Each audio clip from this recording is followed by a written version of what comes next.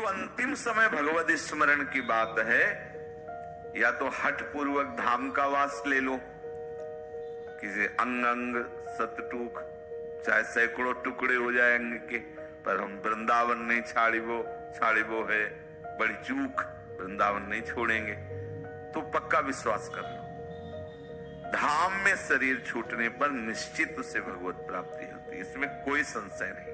वृंदावन ब्रज का एक कण रज का हो तो उसे भगवत प्राप्ति, एक कण, इसमें हमें बिल्कुल कोई तर्क नहीं, कोई संशय नहीं। पूज्य श्री राधा बाबा की भी वाणी में है कि ब्रज रज की अगाध महिमा आचार्य महापुरुषों ने शास्त्रों में वर्णन की। अगर एक कण जो मरने जा रहा है उसके मुख में डाल दी जाए या शरीर में स्पर्श करा दी जाए तो निश्चित उसे भगवत प्राप्ति हो जाएगी।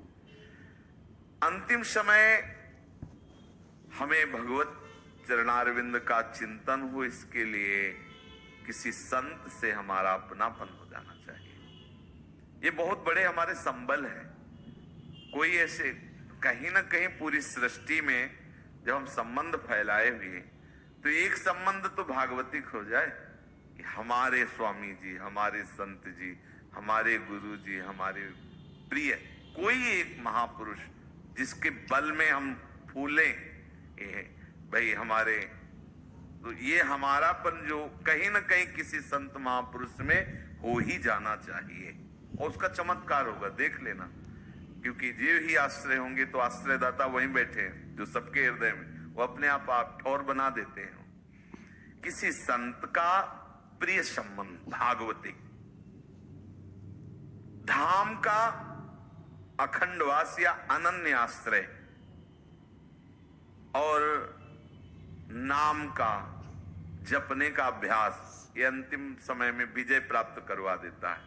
जैसे हम बेहोश हो गए, शरीर शिथिल है, नाम जप नहीं चल रहा है, अंतिम समय आया तो परावाणी में नाम विराजमान रहता है। परावाणी, यहां से बोल नहीं पा रहे, यहां भी कंठ में भी नहीं चल रहा है आपको समझ में, लेकिन परावाणी में जिस नाम को गुरु मंत्र में मिला, गुरुजी ने दिया, जिसका आपने आश्रय लिया, जिसकी आराधना की, वो अंतिम समय प्रकाशित हो जाता है।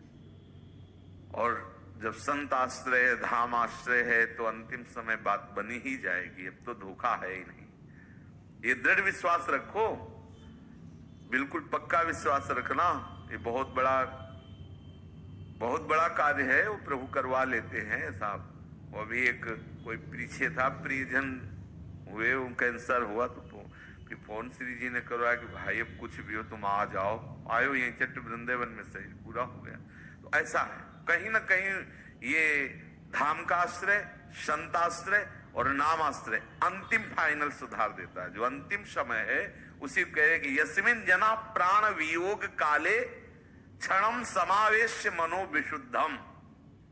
अंतिम समय जब प्राण निकलने जा रहे हो उस समय तो उसी समय भगवद स्मृति के प्रभाव से संचित कर्म भस्म, क्रियमाण भस्म, प्रारब्ध क्षय और भगवत प्राप्त